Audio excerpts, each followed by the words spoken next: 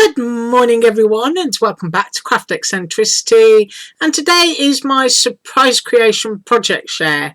I used quite a few of the dies and I think I've only got 2 left that I need to use, so I will use those up next week. So first of all I'm going to go into my cute stuff, and it's a Nicole design, and what I thought was like a book hinge or like an ink blendy clip or something is actually diapers. Yeah, so it does pay you to go and check out the website. And so here they are. Aren't they sweet? Look at that one, teeny weeny. Yeah, well, not so teeny weeny, but it's the smallest one of that one. I just think it's so cute. So I just used a little bit of spring paper from my stash, and that one is 2 inches.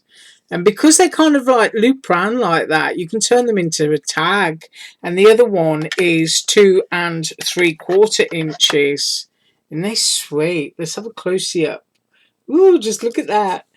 And you can get your finger in there. Woo! I think those are so cute.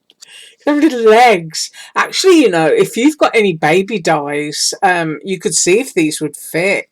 But dotted around little cards, they're just going to look absolutely gorgeous. You could actually loop them, as I said, through that and hang it as a tag on a little baby gift bag. Just really, really sweet.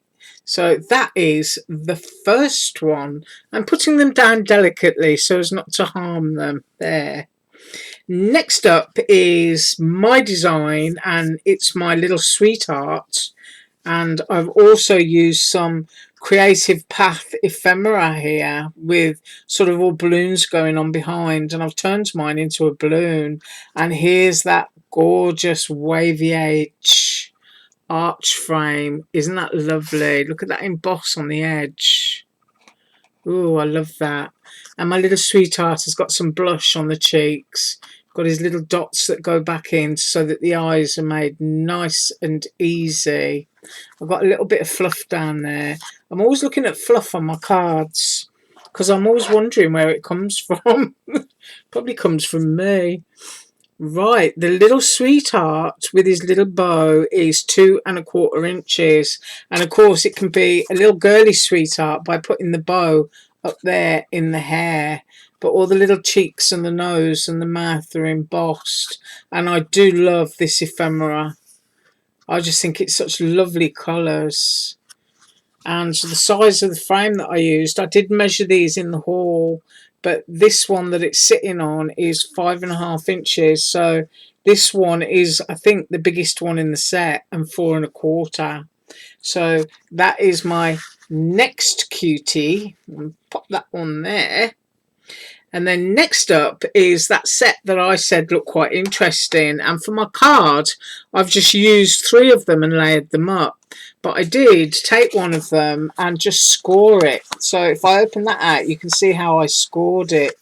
I've gone straight edge to edge all the way down, and then on this bit just gone in there so that they tuck in, because if you use then the next size up from this one, because there's quite a lot in the set if you saw the haul, you've got an exploding box.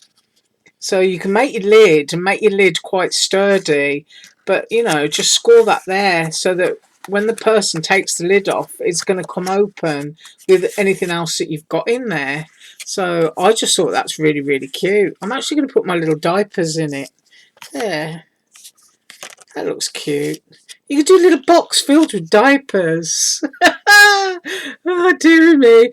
Yeah, right. Next, I've just used the shape on its own and with that stamped image that I showed you from the Peddler's Pack, and I just put the die on the image that I stamped and just cut it out because I just thought it suited it, and then used the red behind to kind of enhance the fact that I chopped off the red bit that you see on Santa's hat, so I put that as the base. But isn't that gorgeous?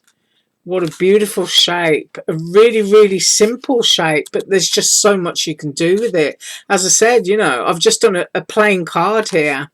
You could turn that sort of like 25 degrees and keep going and build yourself up a sort of like floral star shape and put your stuff on there. And as I say, you can make a little exploding box. And I bet you could even make an envelope out of this shape too, if you wanted to. But it's just, I just love that. It's simple.